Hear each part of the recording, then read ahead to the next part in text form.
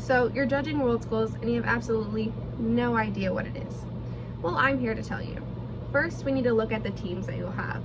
On each team, there should be 3 to 5 debaters, but only 3 people will be speaking. You will have the proposition and the opposition, and each resolution, or in this case, a motion, will start off with the words, "this house."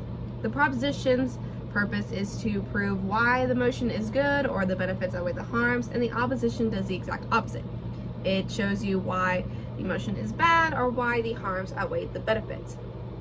So when it comes to the speeches, on the first speech from each team, they should be presenting their case and telling you, first off, why said motion is good or bad. But also note that during this time, and along with the second and third speeches, is also a questioning period for the opposing team. So, for example, if in this case the proposition's second speech is going on, the opposition, no matter if it's first, second, or third speaker, can stand up and say point of information or question. But they can't ask a question or make a statement during the first and last minute of the speeches. That is considered protected time. So take note of that as well. But in this case, for example, the second proposition speaker can either do one of 2 things. First, they can either finish what they were saying, answer their question, and then move on until the same thing happens again. Or the second option that they can do is they can simply say no thank you, or just do a simple hand gesture telling them that they will not be answering their question at that time.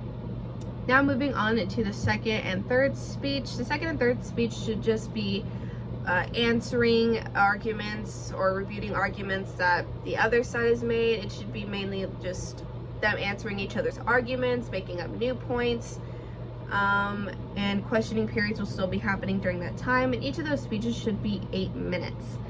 Now going on into the reply speech. This part's also a little bit tricky.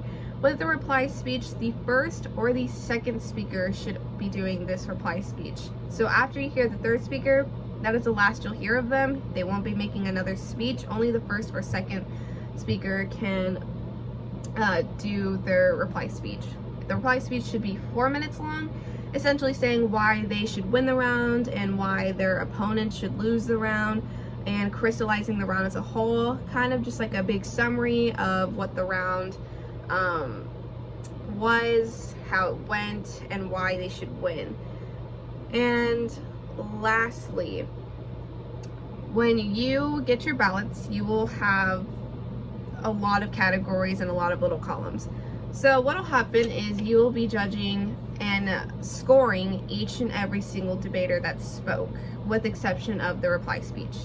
You will write the student's name that is speaking in each order, like first speaker, second speaker, and third speaker on each side, and then you will score them based on 3 categories. First will be content, and that's essentially what their argument was, how good it was, and you'll be scoring them with the lowest being 24 and the highest being 32. Next is style, and that's just how they presented themselves, how they spoke. Were they very well spoken, or did their speaking skills need some work?